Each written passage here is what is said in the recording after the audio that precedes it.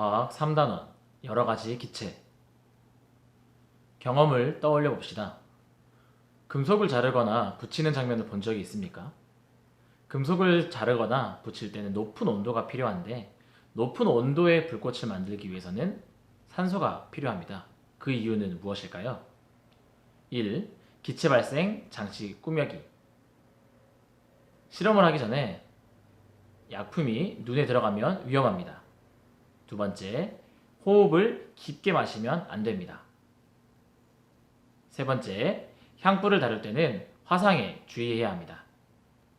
마지막 네 번째, 유리관, 유리판 등은 날카롭고 깨지기가 쉬우니 조심해야 됩니다. 기체 발생 장치를 꾸며보겠습니다. 꾸미기 전에 기구의 명칭을 먼저 알아볼 텐데요.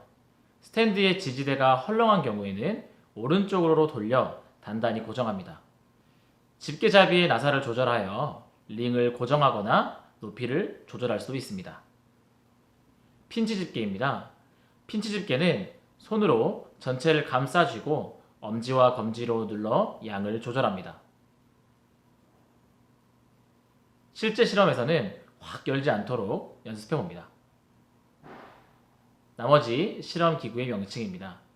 깔때기, 가지 달린 삼각 플라스크, 기역자 유리관, 집기병은 모두 유리로 이루어져 있으니 혹시 깨진 부분이 있나 없나 확인하고 실험에 준비합니다.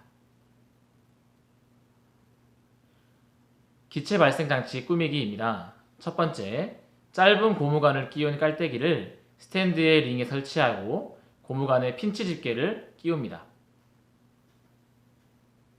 두 번째, 유리관을 끼운 고무마개를 가지 달린 삼각 플라스크의 입구에 막습니다. 셋째, 깔때기에 연결한 고무관을 고무마개에 끼운 유리관과 연결합니다.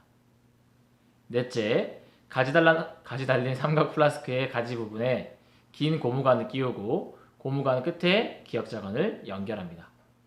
다섯 번째, 물을 3분의 2 정도 채운 수조에 물을 가득 채운 집기병을 거꾸로 세웁니다. 여섯 번째, 기역자관을 집기병 입구에 둡니다. 다음으로 기체를 발생시켜 기체의 성질을 알아보는 실험을 해보도록 하겠습니다. 먼저 가지 달린 삼각 플라스크에 물을 조금 넣은 뒤 이산화망가니즈를 한 숟가락 넣습니다. 두 번째, 묽은 과산화수소수를 깔때기에 2분의 1 정도 붓습니다. 셋째, 핀치 집게를 조절하여 묽은 과산화수소수를 조금씩 흘려보내 가지 달린 삼각 플라스크 내부, 기역자 유리관 끝부분을 관찰하도록 합니다. 다음으로 묽은 과산화수소수를 조금씩 흘려보내면서 집기병에 산소를 모으고 가득 차면 유리판으로 집기병 입구를 막고 꺼내도록 합니다. 집기병 2개를 모두 모았을 경우에는 선생님한테 이야기하면 되겠습니다.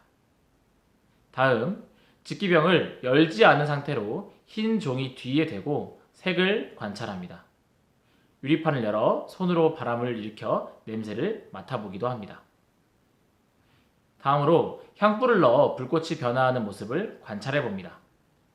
이때 불을 사용하니까 화상에 주의하면 좋겠습니다. 마지막으로 정리하겠습니다.